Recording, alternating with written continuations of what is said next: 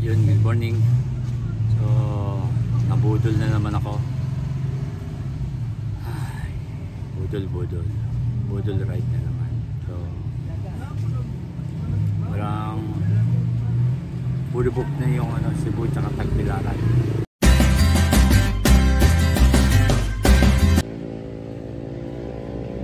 Yun, good morning mga kabudol ride. So, andito na ako sa Oslo, Cebu. Alhamdulillah. Alhamdulillah. So,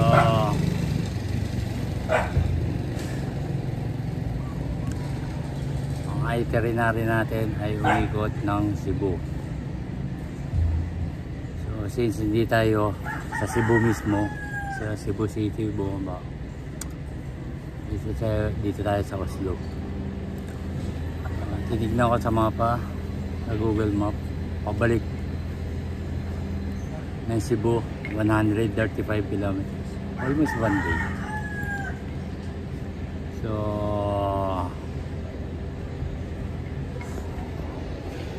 yan ang simbahan, yan ang Oslo port. So, babalik tayo dito. Pagbalik natin dito, punta ako ng pabalik ng Cebu. Dito ako pupunta.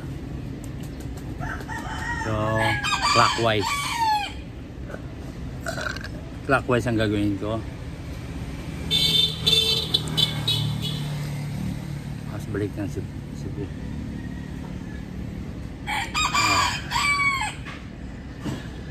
So, subukan natin na hindi o hotel.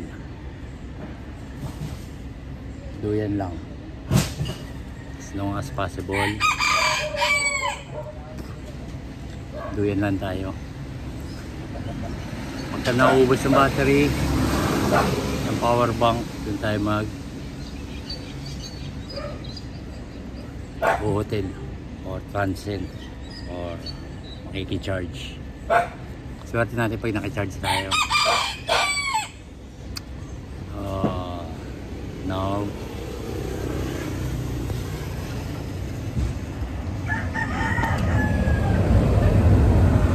time check 8:39 ng umaga.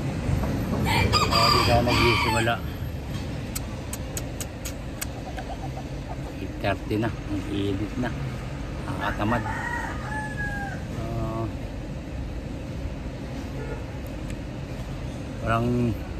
Walang time trial.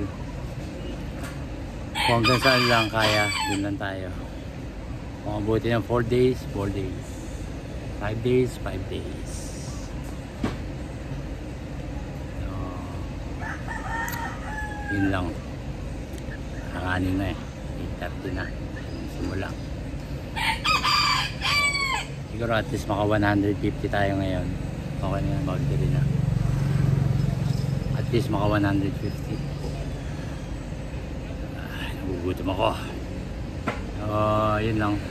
Dito lang kayo. Update ko lang kayo. So, nalarga na ako. Babush.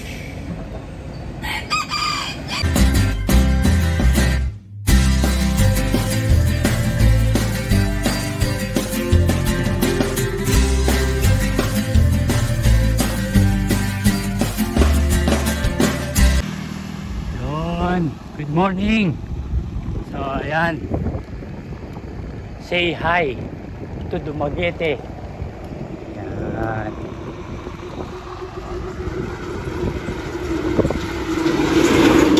Oh, ganda. Ganda talaga. Yan. Mga bago sa mata, busog sa mata. Yan, masarap puntahan yung mga lugar na dito. So, kailan naman yung makikita mo sa pagbabike, sa pagtutour bike. Ang ganda.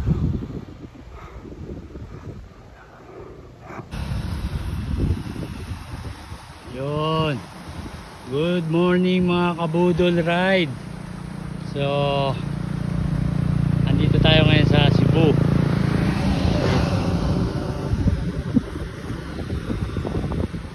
So kung nakikita niyo yung katabing isla, yan, Dumaguete yan, hanggang doon, diretso yan doon. So yan, ganda oh. Yan. Diba? Busog na busog sa mata. Yan ang dahilan kung bakit ako nagtutur bike. Isa sa mga yan.